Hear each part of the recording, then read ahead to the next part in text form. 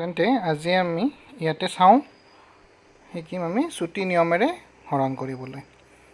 তো হৰণ কৰাৰ অন্য এটা পদ্ধতি চুটি নিয়মৰ হৰণ। তো তাৰ বাবে আমি মই প্ৰথমতে দেখুৱাই দিছোঁ। আমি এটা সংখ্যা লৈ লৈছোঁ 58। ইয়াক আমি চুটি নিয়মেৰে হৰণ কৰিবৰ কাৰণে এনেকৈ আমি এটা দাগ দি দিছোঁ। দেখিছা, হৰণ অংক আমি যেনেকৈ কৰিছিলোঁ তাৰ ঠিক বিপৰীতে আমি ইয়াৰে হৰণতে সাধাৰণ ফলাফলটো ভাগফলটো আমি ওপৰত লিখিছিলোঁ, কিন্তু ইয়াতে আমি ভাগফলটো তলত লিখিম। তো চাবা তোমালোকে কেনেকৈ কৰি আছোঁ। ধৰা 58ক আমি হৰণ কৰিম 4ৰে। তো 4ৰে আমি প্ৰথমতে কাক হৰণ কৰিম? 5টোক হৰণ কৰিব লাগিব। গতিকে আমি 4 এগুণ 4 পালোঁ। আছে আমি সংখ্যাটো লৈছিলোঁ 5, 5ৰ পৰা 4 গ'লে হ'ব 1। গতিকে আমি 4 এগুণ পালোঁ।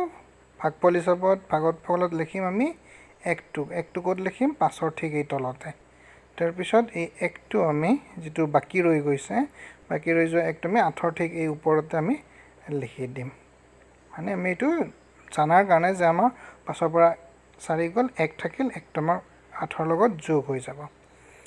ঠিক আছে, এতিয়া আমি কি কৰিব লাগিব? এতিয়া আমি কৰিব লাগিব এই 18টোক 4ৰে হৰণ। ইয়াৰ বাবে আমি কি কৰিম? 4 গুণ 16। তো আমি 16 পালোঁ। 4 গুণ অৰ্থাৎ 4 আমি লিখিম ভাগফলত, কিন্তু আমি ক'ৰ পৰা পাইছোঁ? 18ক আমি হৰণ কৰোঁতে পাইছোঁ। আমাৰ সংখ্যাটো আছিল 18, 18ৰ পৰা 16 গ'লে হ'ব 2। গতিকে এই 4টো আমি লিখিম 8ৰ ঠিক তলতে ইয়াতে।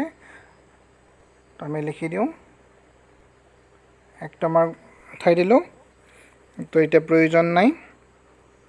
নেক্সট আমি কি কৰিম?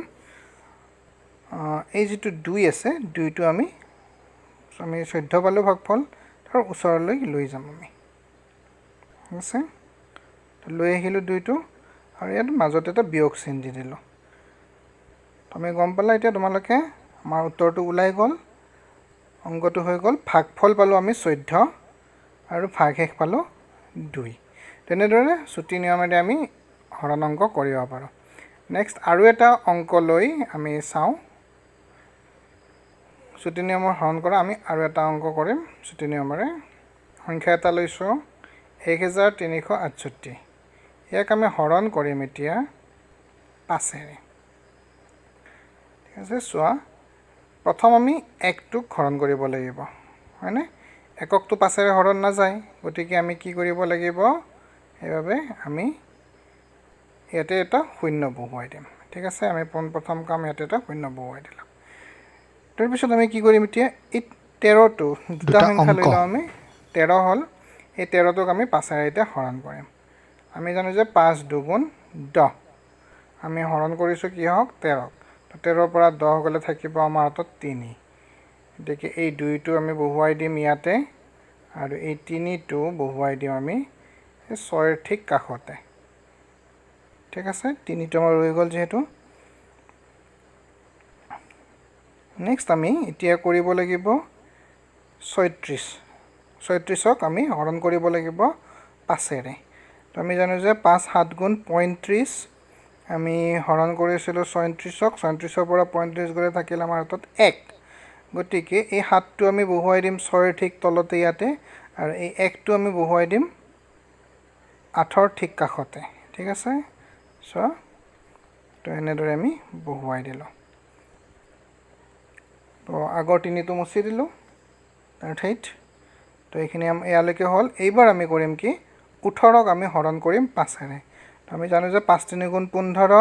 18ৰ পৰা আমি এতিয়া 15 গ'লে থাকিব আমাৰ হাতত 3। 18ক আমি হৰণ কৰিছিলোঁ।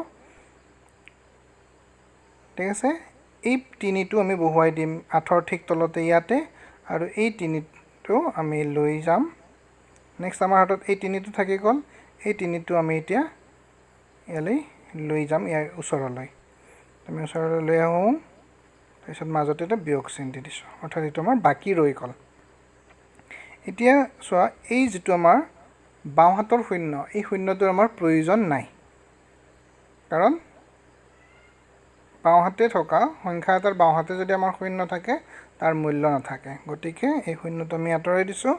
গতিকে আমি ভাগফল কি পাই গ'লোঁ, এইটো হৈছে আমাৰ ভাগফল 273 হৈ গ'ল আমাৰ ভাগফল, আৰু এই 3টো হৈ গৈছে আমাৰ ভাগশেষ।